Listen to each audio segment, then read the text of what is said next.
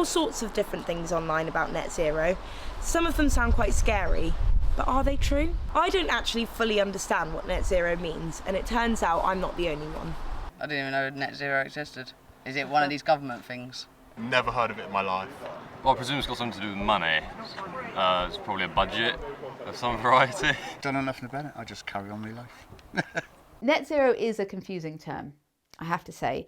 It is an essential thing though, because carbon dioxide is in the atmosphere now that we emitted in the 1950s.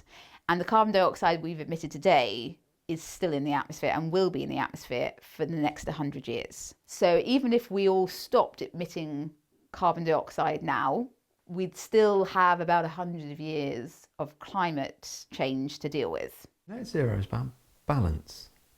It's about balance between some emissions that human society globally makes, what goes into the atmosphere, and ensuring that at the end of every year, what stays in the atmosphere is about the same. So what we put up, we also remove. Simple as that. So it's just about achieving balance. Because at the moment, we're adding to the amount of carbon dioxide and other greenhouse gases in the atmosphere. And as they increase, that drives global warming. What we can do is try and accelerate natural processes whereby the Earth naturally stores carbon in trees, in peat bogs, in seaweed, in the soil. But some things we do are always going to create carbon emissions. So ultimately, we need to go beyond net zero because there's too much carbon in the atmosphere now, and we're starting to see really significant consequences of that. So we need to get to the point where we are removing more than we are putting in. The only way to achieve net zero will be to have engineering solutions that can pull it out of the atmosphere, because there are always going to be some emissions from some human activity. I've read that net zero means taking all the carbon dioxide out of the atmosphere, but if that was to happen, surely we'd all die?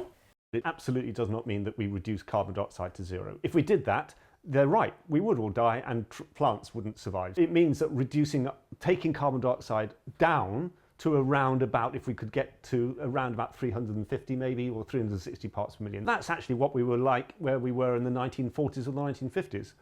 And people survived quite happily in that time. I just don't think we ever could remove all the carbon dioxide from the Earth's atmosphere. I don't think we could even remove any carbon dioxide that's going to have a significant effect on the climate. Many of these technologies are nascent, they're not established and proven yet. Some of those that have moved on further in the area of direct air capture, which is often shortened to DAC or DAC.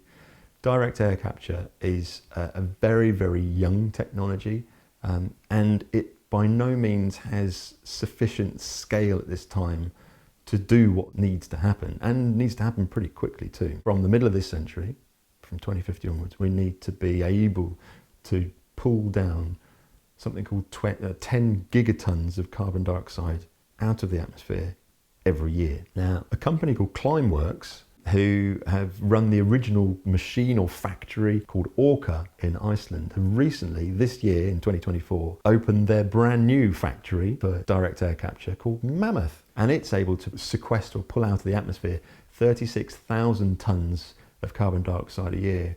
And that's really just a drop in the ocean compared to the 10 gigatons or 10 billion tonnes of carbon dioxide that needs to be pulled out annually from 2050 onwards. Net zero doesn't mean taking all the carbon dioxide out of the air. That would be disastrous for all of us and everything on the planet, and it would also be unachievable.